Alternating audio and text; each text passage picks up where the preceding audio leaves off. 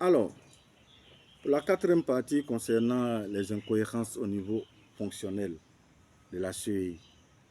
Dans nos rapports des études menées sur la CEI, nous avons réfléchi sur toutes ces questions et avons trouvé des solutions définitives pour éradiquer la fraude formelle et informelle dans le processus électoral de la CEI, que nous allons proposer à la prochaine et nouvelle équipe dirigeante si elle le désire.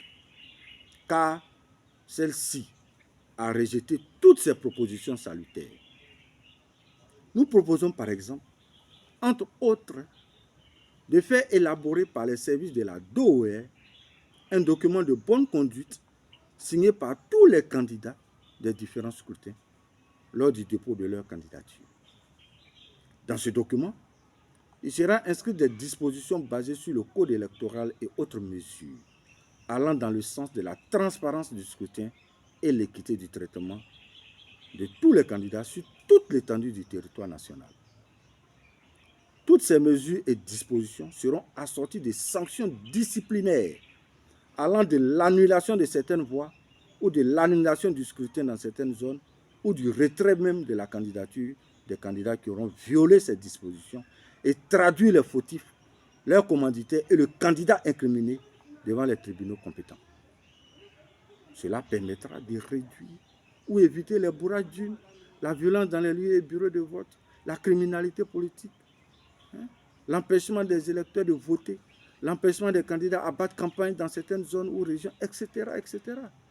Voici quelques mesures dissuasives ou de sensibilisation, de contrôle, de correction et de répression que nous proposons. Et ce n'est pas tout. Nous en avons encore.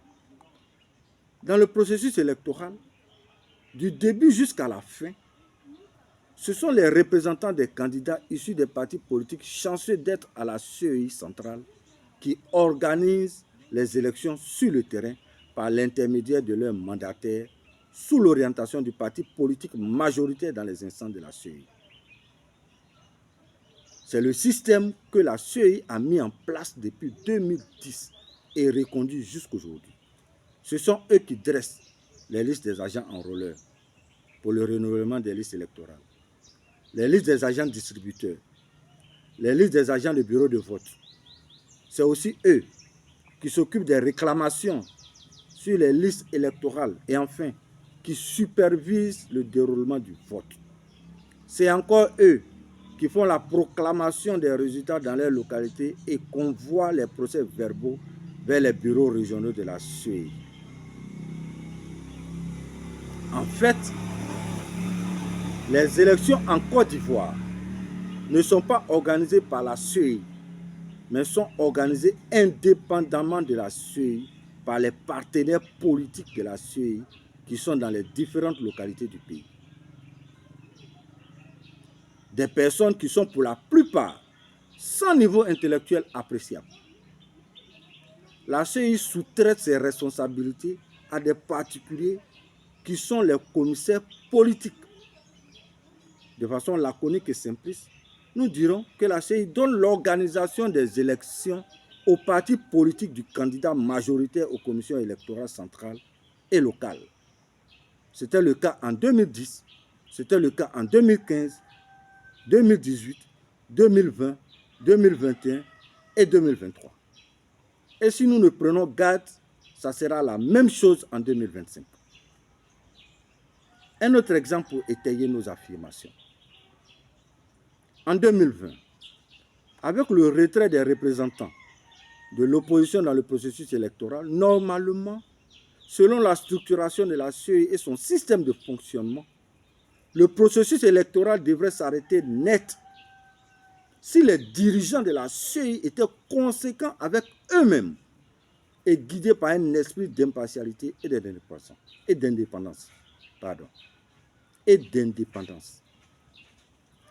Quel imbroglio institutionnel. Nous pourrions comprendre et expliquer la faisabilité de cette élection présidentielle en octobre 2020 si nous étions dans un contexte de parti unique ou si le ministère de l'Intérieur en était chargé. Mais dès l'instant où la CEI a choisi un système électoral qui associe les autres partis politiques, dans le processus électoral et de façon impartiale selon elle, et que cette impartialité ou équilibre au sein de l'institution venait à être rompue ou brisée, créant du coup une crise structurelle et institutionnelle, la logique et le bon sens s'imposant à elle devraient l'emmener à écrire au gouvernement que dans pareille situation, elle ne peut pas organiser des élections. Cette situation, mesdames et messieurs, devrait nous amener tous à comprendre que la formule de cette CEI est mauvaise et même médiocre. Excusez-moi du terme. Quelle est cette CEI qui se met en difficulté structurelle, organisationnelle et fonctionnelle dès qu'il y a un changement stratégique ou tactique dans l'environnement politique ivoirien? Et les cas de figure sont nombreux.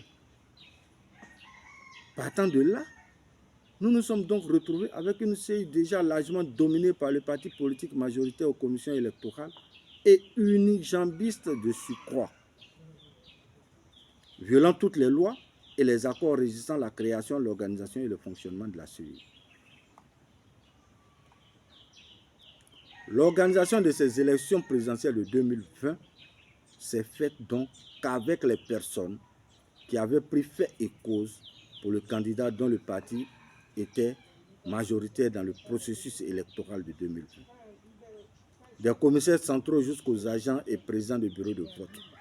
Cette situation de retrait des représentants de l'opposition a montré, outre mesure, une énorme faille dans le système électoral qui a donc affaibli cette CEI.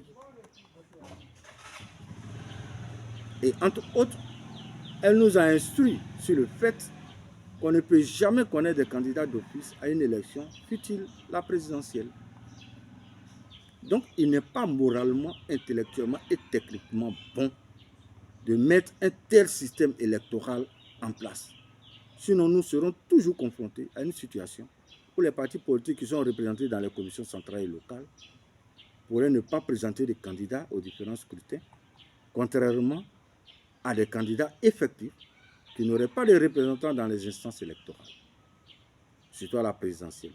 Ce serait contraire au principe d'impartialité défendu par les actuels dirigeants de la CEI et anticonstitutionnel aussi.